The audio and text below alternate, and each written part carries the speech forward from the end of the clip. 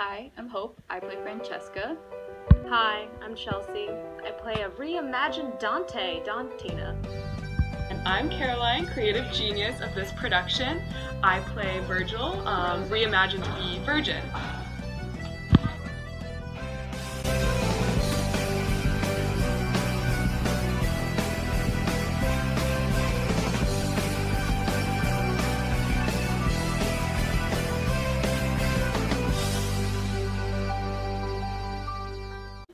I am so unbelievably excited for this production. We have a great cast lined up for you guys. They're so enthusiastic. It's going to be great. I can't wait.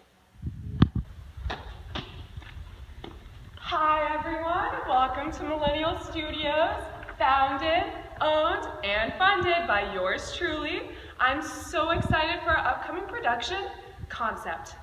1 act, 4 hours, Dante's Inferno, Lust. Ooh. Don't sound so proud. I literally watched you lick kombucha off the street yesterday. You're so in debt. Okay, listen, I make you a star in my creative project and you have the audacity to insult me? Thank you. We are literally just ripping off Dante's Inferno. Like, not even the whole thing, literally just a single canto. She tried to make us memorize it in Italian at first. Are you kidding me? It's a masterpiece, okay? I remember reading it for required reading my senior year. It changed my life. She's a creative genius. She's gonna be bigger than Dante himself. Just you wait. Creative genius? Yeah, right. She's literally the biggest disappointment since Dante made his way out of hell. She's got less creativity than a tree.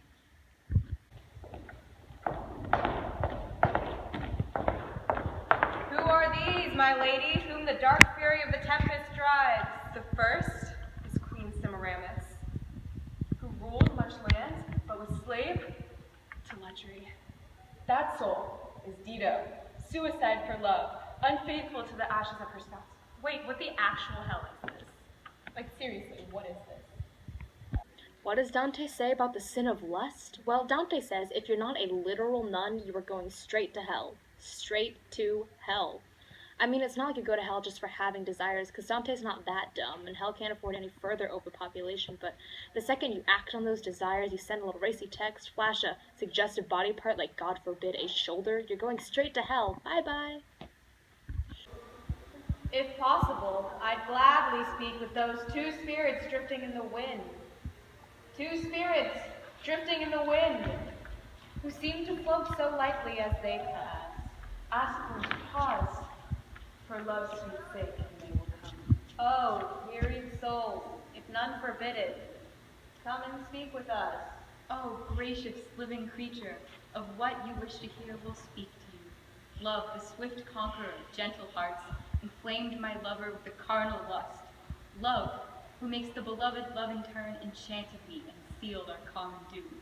What tender dreams of love, what desperate desire to bring these souls to such an end. Say how and when love led you to taste his dubious desires. One day we sat and read, for pleasure's sake, noble Lancelot by love possessed. How quickly we were overwhelmed, for when we read the Lancelot embraced his Guinevere, his queen his love, and kissed those long-desired, smiling lips, then he, who never shall be severed from my side, all trembling turned and kissed me on the mouth. That writer and his book, what panderers they were! That day we read from it no more. Great job, guys. Great job. That was great. Why does lust land you in hell? Well, lust is a sin of incontinence, so a physical and base human desire, and this puts you lower down on that great chain of being that Dante's so obsessed with. So he distinguishes between that carnal lust that my character Francesca and her lover Paolo have for each other, and then courtly love, stalking, that puts the woman so high up on a pedestal, they become the physical embodiment of godly love. Also, when Dante brings up the story of Lancelot and Guinevere, he's showing that he's aware as an author of his impact on his readers. Francesca calls the author a panderer, even though, she did kind of choose to let passion get away from her and cheat on her husband with his brother. But Dante's aware of how text and media have an influence on his reader. So the sin isn't lust itself, it's acting on that instinct that you have inside yourself that sometimes like text can bring out. Okay, I think there's some exaggeration going on here. Listen, Dante, Dantina, Chelsea, Kelsey, whatever your name is, get off the ground. Nope. I can't. The oppressive force of the patriarchy's got me down. You know what? We need to focus. We need to regroup. Let's just take 5.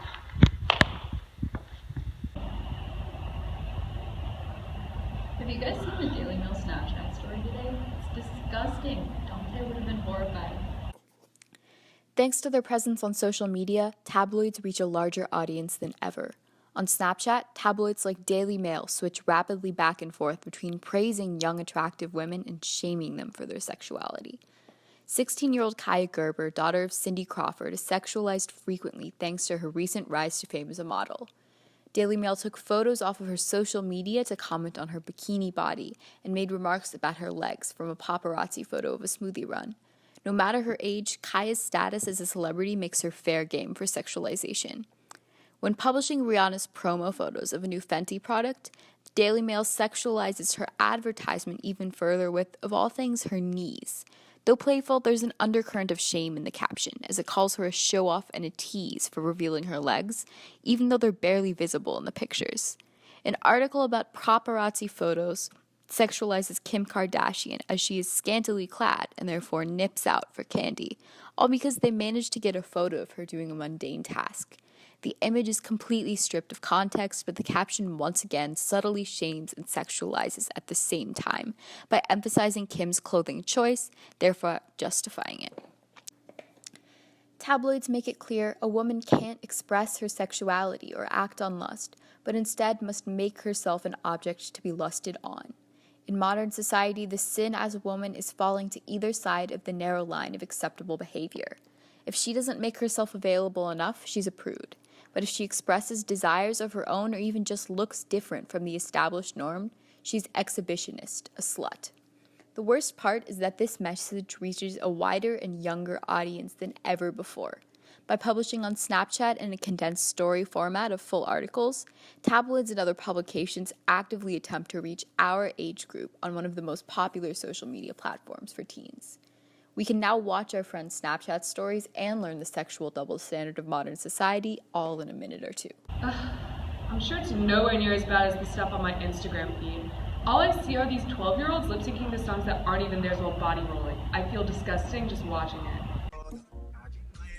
The modern-day accessibility of social media to young children demonstrates what is considered conventionally attractive, perpetuating a cycle of hypersexuality that these children can't even justify as being morally wrong. Musical.ly, ranked 58th out of 100 on the trending apps page, is most definitely an app that promotes these ideals, although it may not seem like it at face value. The intention of the app is innocuous enough. It ultimately allows users to be the star in their own music videos by recording themselves lip-syncing to popular music. Popular videos get promoted on a trending page. However, when the app was initially released, the videos that made the trending page were not exactly PG. The content that was becoming popular on this platform portrayed young women and young men attempting to make themselves look older and more sexually mature through a variety of mature dances, mature music choices, and mature clothing. Considering the majority of the consumers of the app are children or young teenagers, this type of behavior is detrimental. By putting videos like these on trending, it perpetuates a cycle of women believing they must act as the object of lust to be of value, and of young boys being exposed to the same messages, furthering the detrimental impact of lust in modern society. It's ultimately teaching kids to have a natural feeling of lust before they are mature, and teaching them to act upon it, then shame each other for it. Some schools, such as Winona Junior School in Sydney, Australia, have even banned their students from utilizing the app, upon complaints from parents that they're most concerned about the sexualization. It's teaching kids to perform. They're marketing themselves, and that's actually terrifying. Try having a feed full of washed out YouTubers with no one over the age of 10 and their stupid little fan clubs posting pictures of their bodies, hashtagging them, hashtag spawns, hashtag fit Social media influencers are the most obvious and literal example of the commodification of lust in modern society. These individuals often make thousands of dollars per sponsored post, most often using their bodies to sell products. These posts use lust to attract the male gaze and at the same time attract the female gaze by making women feel as though they must buy this product to look this way to get attention in society. Beyond just the sponsored posts, these individuals often promote themselves and their own brands using their own bodies. Female sexuality is used as a marketing scheme that people actually fall for. These individuals often have massive followings and lucrative sponsorship deals. They're the prime example of how sex sells, even for things that aren't even remotely sexual, for example, fit tea or teeth whiteners. But additionally, the audiences of these social media stars are often young teenagers at their most vulnerable and easily manipulatable stages of their lives, further promoting and perpetuating the cycle and normalization of lust. I swear, I lose more and more faith in humanity every time I open the Explore page. It's okay, nothing a little bit of keeping up with the Kardashians can't solve. Really, the Kardashians? You think that watching entitled rich girls on TV will distract us from the patriarchal oppression we face day in and day out? You know, she has a point. If you're not part of the fight against it, you're really part of the problem. Chill, it was just a joke. I mean, their ignorance pains me too, but there's no better example of an empire built on the backs of female objectification than the Kardashian clan. I mean, come on, Kim getting shamed for a sex tape is the reason their career started. I mean, there's a reason why no one knows who the guy is. No one shames men for sexual exploits. It's because showing off a female body brings money and fame and a healthy dose of shame. Can't live without doing it, can't live after you've done it. It's a never-ending cycle. Alright, this is getting a little bit heavy. Let's take a chill pill and go back to work.